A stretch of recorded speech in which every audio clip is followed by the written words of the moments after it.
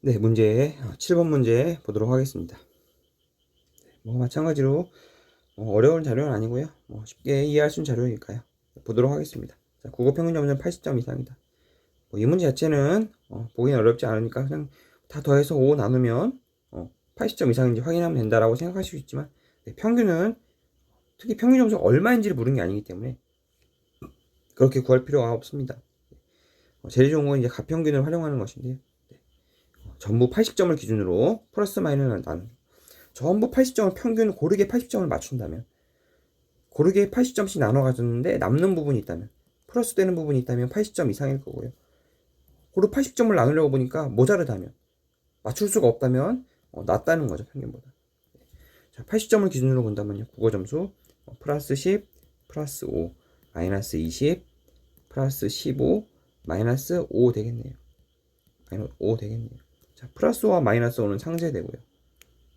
그 다음에 여기는 플러스 25인데 마이너스 20이니까 상쇄하면 플러스 5가 남겠네요. 전부 80점으로 만들어줘도 5점이 남으니까 평균 점수는 80점보다 크겠네요. 네, 그래서 기억보기 맞겠습니다. 여기서 이제 선지를 한번 확인했다면, 기억이 맞아야 하니까 지운다면 니은은 확인하지 않아도 된다는 거는 알 수 있지만, 네, 그냥 보도록 하겠습니다. 저는 다 설명을 하기 때문에 문제를 푸는 게 아니라 지금은 설명을 하는 거기 때문에. 자, 3개의 과목 평균 점수 가장 높은 학생, 가장 낮은 학생의 점수 차이는 10점 이하이다. 자, 이것도 마찬가지로 평균을 구할 게 아니라 바꿔줄 수 있어야죠. 3개의 평균 점수 차이가 10점 이하라는 거는 총점이 차이가 30점 이하라는 것과 같은 말이라는 거죠. 3개의 평균이 10점 차이, 10점 이하이다. 그럼 총 차이는 30 이하이다. 와 같은 말이라는 겁니다. 본다면요, 이런 커 보이는 것과 작아 보이는 것을 찾아봐도 되고요. 아니면 계산을 해도 되고요. 딱 봐도 이쪽 딱 커 보이네요, 제일. 딱 봐도 커 보이네요. 네. 275고요. 작아 보이는 쪽은요. 이쪽도 작고 여기가 여기보다 더 작고요. 그다음에 여기는 거의 여기랑 비슷할 것도 같은데요. 여기는요. 여기는 여기보다 크네. 여기 두 개만 한번 비교하면 되겠네요. 이쪽은 160, 230, 240이네. 보니까 이미 여기서 30점 이상 차이가 났네요. 그러므로 굳이 변까지 보지 않아도 되겠네요. 총점 차이가 30점 이하이다인데 차이가 30점 이상이 났으니까 니은 보기는 틀렸네요. 자, 디귿 보도록 하겠습니다. 국어, 영어, 수학 점수의 0.4, 0.2, 0.4의 가중치를 곱한 점수의 합이 가장 큰 학생은 정이다 했네요. 네. 자, 점수를 묻지 않았죠. 가중치를 곱한 후에 점수를 묻지 않았습니다. 그렇다면 어차피 똑같이 곱해주는 거기 때문에 여기다가 똑같이 곱하기 2.5를 해준다면, 아니요, 곱하기 2.5보다는 곱하기 5가 낫겠네요. 똑같이 곱하기 5를 해준다면 어차피 점수의 합이니까 합에다가 곱하기 5를 해주면 똑같으니까요. 합에다가 곱하기 5를 해줘도 가장 큰 학생이 변할 일 없으니까요.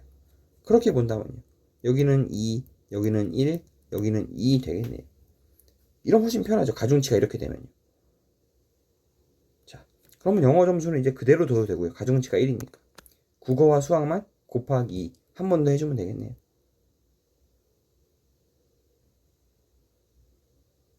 그렇다면요, 국어와 수학은요 165에 2배를 하면요 330 되겠고요. 여기는요 155에 곱하니까 310 되겠고요. 이쪽은요 145에 2배 하니까 290 되겠고요. 여기는요 195에 2배 하니까 390 맞죠? 네, 되겠고요. 이쪽은 350 되겠네요. 자, 이제 비교해 본다면요, 여기는 이쪽 보면 여기는 300, 420, 395, 여기가 390, 여기는 455, 여기는 450. 정이 가장 크다는 거 확인할 수 있겠네. 네. 이 가중치를 꼭 집착할 필요가 없다는 거죠. 리을 보겠습니다. 갑에서 모 성별 수학평균 점수 남학생이 여학생보다 높다 했네요. 여기 남녀가 나와 있지 않네요. 뭐 성별에는 남학생과 여학생만 있다 이런 각주는 주진 않네요. 네. 항상 보면 가끔 보면 이건 너무 당연하게 생각해서 각주를 안 주는구나 하는 좀 그걸 당연하게 생각해야 되나 하고 싶을 정도가 있기 때문에 제가 한번 그냥 얘기해 봤습니다. 이건 너무 당연한 거고요 사실. 네. 자, 여기 남 또는 여일 수도 있겠네요. 두 가지를 모두 가정해 봐야 된다는 거죠. 어떤 경우에도 결국 남학생 여학생보다 높은 게 맞는지 확인해 봐야 된다는 거죠. 자, 결국 본다면요. 자, 여기 여학생이라면 어떻게 되나요? 여학생일 경우와 여학생이 아닐 경우를 본다면요. 계산해 보면요. 여학생일 경우에도 평균은 85가 나오고요. 여학생이 아닐 경우에도 평균은 85가 나옵니다. 즉 항상 여학생의 수학 점수 평균은 85예요. 그다음 남학생일 경우는 자, 여기가 남학생일 경우는요. 보면요. 85를 기준으로 삼는다면요.